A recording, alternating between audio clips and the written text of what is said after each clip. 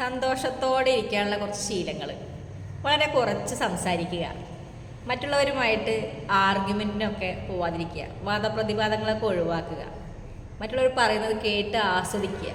നമ്മൾ ആർഗ്യുമെൻറ്റ് ചെയ്യുമ്പോൾ നമ്മുടെ പ്രഷർ കൂട്ടുമ്പോൾ അത് നമ്മൾക്ക് നമ്മുടെ സന്തോഷം പോവുകയാണ് ചെയ്യുന്നത് അല്ലേ. നമ്മൾ പ്രഷർ കൂടുകയല്ലേ ചെയ്യുക. അപ്പോൾ അങ്ങനെയുള്ള സാഹചര്യങ്ങളിൽ നിന്നൊക്കെ ഒഴിഞ്ഞു നിൽക്കുക. എപ്പോഴും എന്താ സൈലൻസ് കീപ്പ് ചെയ്യുക. അവരവിടെ വാദപ്രതിവാദങ്ങളൊക്കെ ചെയ്ത് നടന്നു.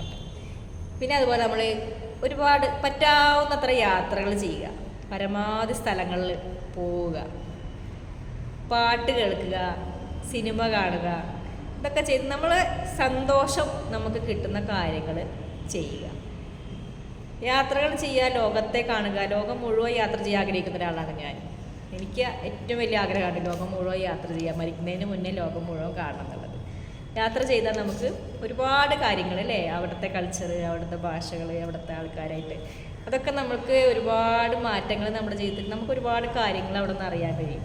നമ്മുടെ ഈ ഇട്ടാവട്ടത്ത് കാണുന്ന അല്ല ലോകം എന്നുള്ളത് മനസ്സിലാക്കണമെങ്കിൽ നമ്മൾ യാത്ര ചെയ്യുന്നതാണ്. ഒരുപാട് സംസ്കാരങ്ങളൊക്കെ നമുക്ക് കാണണ്ടേ.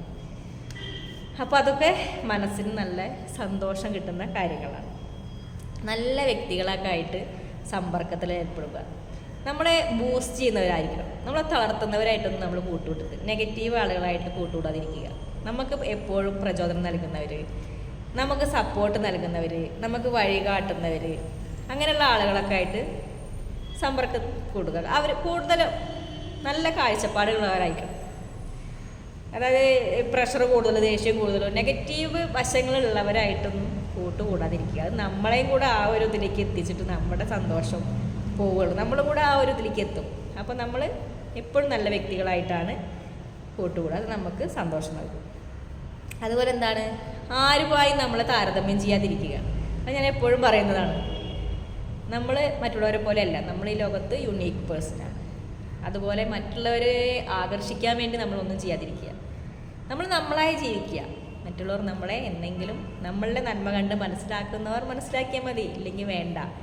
നമുക്ക് സന്തോഷമായിട്ടിരിക്കാൻ നമ്മൾ നമ്മളെ മനസ്സിലാക്കിയാൽ മതി.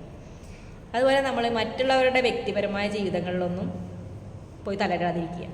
നമ്മൾക്ക് തന്നെ നമ്മുടെ ജീവിതത്തിൽ പ്രശ്നങ്ങളുണ്ട്. പിന്നെ എന്തിനാ മറ്റുള്ളവരുടെ പ്രശ്നങ്ങളും കൂടെ കേട്ടിട്ട് നമ്മൾ വിഷമിക്കാൻ നിൽക്കണത്? മറ്റുള്ളവരുടെ പ്രശ്നങ്ങൾ അവർ തീർത്തോളും. അതും കൂടെ കേട്ടിട്ട് നമ്മൾ സങ്കടപ്പെടാനുള്ള കാരണമാവാനതിരിക്കാതെ. അതുപോലെ എന്താ, ജീവിതം വരുന്ന പോലെ വരട്ടതേ. നമ്മൾ വല്ലാണ്ടൊന്നും പ്രതീക്ഷിക്കേണ്ട, ആരിൽ നിന്നും ഒന്നും പ്രതീക്ഷിക്കേണ്ട. നമ്മൾ പ്രതീക്ഷിക്കുമ്പോഴാണ് നമുക്ക് സങ്കടം വരുന്നത്. നമ്മൾ ഇനിയുള്ളതൊക്കെ വരുന്നോടത്ത് വെച്ച് കാണാം. എന്തായാലും ജീവിതം കുറച്ചല്ലേ ഉള്ളൂ. അപ്പോൾ ആരിൽ നിന്നും ഒന്നും പ്രതീക്ഷിക്കാതെ ജീവിക്കുക. അപ്പോൾ നമ്മൾക്ക് സന്തോഷം വന്നോളും. പ്രതീക്ഷകളാണ് നമ്മുടെ അൺഹാപ്പിനെസ്സിനുള്ള കാരണം. പിന്നെന്താണ്, ഇന്ന് ചെയ്യേണ്ട കാര്യങ്ങൾ ഇന്ന് തന്നെ ചെയ്യുക. അത് നാളേക്ക് വേണ്ടി മാറ്റി വയ്ക്കാതിരിക്കുക. നാളെ നമ്മളില്ലെങ്കിലോ. അപ്പോൾ ഒക്കെ ഇന്ന് ചെയ്യേണ്ടത് ഇപ്പം ചെയ്ത് ശീലിക്കുക എന്നുള്ളതാണ് ഞാൻ ചെയ്യുന്ന കാര്യങ്ങൾ. അങ്ങനെ അതുപോലെ പരാതി പറയുന്നതൊക്കെ നിർത്തുക. ആരോടാ പരാതി പറയുന്നത്? വെറുതെ പരാതി പറഞ്ഞിട്ടൊന്നും ഒരു കാര്യമില്ല. പരാതി പറയൽ നിർത്തി കഴിഞ്ഞാൽ തന്നെ പ്രശ്നങ്ങളും നോക്കും. പിന്നെന്താ, നന്നായിട്ട് ഉറങ്ങുക. മനസ്സിന് ശാന്തമായി ഉറങ്ങിക്കഴിഞ്ഞാൽ നമ്മുടെ ജീവിതത്തിൽ 50% പ്രശ്നങ്ങളും തീർന്ന് നമ്മൾ ഹാപ്പി ആയിട്ടിരിക്കുകയും ചെയ്യും. പിന്നെ ഒന്ന് മനസ്സിലാക്കേണ്ടത്, ജീവിതം ഒരു ഓട്ട മത്സരമല്ല, ഒരു യാത്രയാണ്. അത് ഇന്നല്ലെങ്കിൽ നാളെ അവസാനിക്കും.